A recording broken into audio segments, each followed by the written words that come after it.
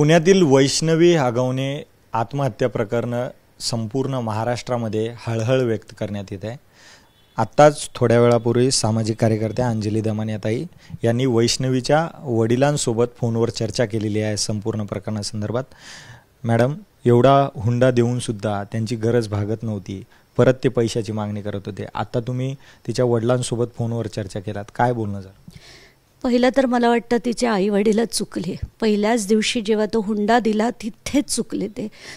का द्यायचा आपण मुलींना हुंडा? कशासाठी द्यायचा?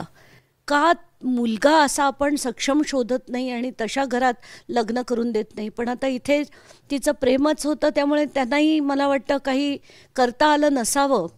पण मला खूप वाईट वाटतं या गोष्टीचं की म्हणजे आत्ता तर त्यांच्याशी मी बोलताना ते ढसाढसा रडत होते की माझं लेकरू गेलं आणि त्याची इतके हाल केले। ते म्हणे तिच्या शरीरावर इतक्या जखमा आहेत की म्हणे त्यांचे इतके हाल करून तिला मारलंय म्हणे। आणि ते सांगताना ते पण म्हणाले की तिच्या मोठ्या जावेला पण त्यांनी तसाच त्रास आणि तिचा पण तसाच छळ केला आहे। मला खरंच असं वाटतं की हे जे लोक आहेत, मग ते कोणीही असो त्यांना शिक्षा ही झालीच पाहिजे। पूर्ण त्याची चौकशी करा आणि एक माणसाला जेलमध्ये सडवत ठेवलं पाहिजे, तोपर्यंत त्यांना शिक्षा द्या, असंच झालं पाहिजे। आणि मला तर मागणी तर म्हणता येत नाही, मला तर वाटतं हे पोलिसांनी करायलाच हवं।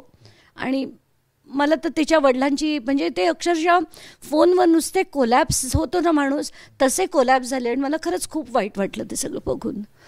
खरं तर तुम्ही जेव्हा त्यांना म्हटलात की तुम्ही पहिलंच म्हणजे अगोदरच का ॲक्शन घेतली नाही किंवा FIR केली नाही, तेव्हा त्यांची काय प्रतिक्रिया? नाही, तेव्हा ते रडतच होते। कारण मला या गोष्टीचा ना खूप राग येतो की आई वडील का असं करतात?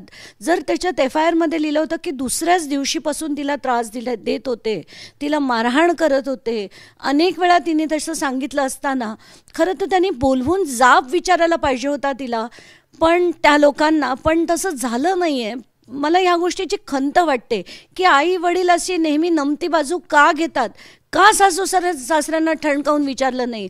तर त्यांचं असं म्हणणं होतं की नाही, ते सगळी राजकीय मंडळी आहे आणि मी फार छोटा माणूस आहे म्हणे त्या मनाने, ही सगळी मोठी राजकीय मंडळी, असं तिच्या वडिलांचं म्हणणं होतं।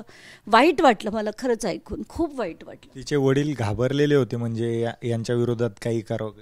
खूप घाबरलेले होते आणि मला असं वाटतंय की त्या सगळ्यांनी मिळून त्यांना आता धीर देणं गरजेचं आहे।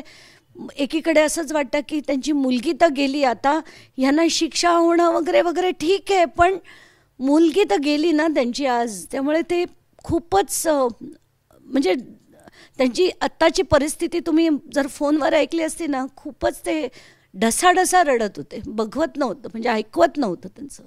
राजाश्रयामुळेच कुठेतरी त्यांच्यावर जे दोषी आहेत त्यांच्यावर कारवाई व्हायला उशीर होतोय, सगळ्या गोष्टी आहेत।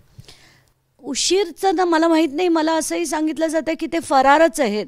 आता प्रत्येक वेळेस असे लोक फरार व्हायला लागले आणि मिळाले नाहीत तर कसं चालायचं? शोधून काढा, पिंजून काढा कुठच्याही परिस्थितीत, आणि तोपर्यंत इतर अख्खच्या अख्खं कुटुंब जेलमध्ये टाका। फरार म्हणजे कुठे फरार आहेत? शोधून काढायला महाराष्ट्र पोलीस समर्थ आहे असं मला वाटतं आणि ते त्यांनी शोधून काढलं पाहिजे। हे प्रत्येक वेळेस जो उठतो तो फरार होतो। आता बास, आत्ताच्या आत्ता त्यांना सगळे तुमचे आहेत नाहीत ते फोर्सेस लावा आणि त्यांना शोधून काढा। तर ह्या होत्या सामाजिक कार्यकर्त्या अंजली दमानिया, ज्यांनी आत्ताच थोड्या वेळापूर्वी वैष्णवीच्या वडिलांशी फोनवर संवाद साधला आणि संपूर्ण परिस्थिती जाणून घेतलेली आहे। मॅडम, एक शेवटचा प्रश्न आहे, तुम्ही भेटायला जाणार आहात वैष्णवीच्या? मी आता तेच ताबडतोब उद्याच्याच सकाळी मी निघून त्यांना भेटून येणार आहे, कारण त्यांना जी मदत लागेल ती मदत मी त्यांना करणार आहे। आणि कायद्याच्या बाबतीत तर मला ह्या सगळ्यांना आता धारेवर धरायचं आहे की जोपर्यंत तिच्या सासऱ्यांना अटक होत नाही ना आणि सगळंच्या सगळं कुटुंब त्यांची चौकशी अगदी स्ट्रॉंगली होत नाही, तोपर्यंत त्यांच्या पाठीशी उभं राहणं गरजेचं आहे।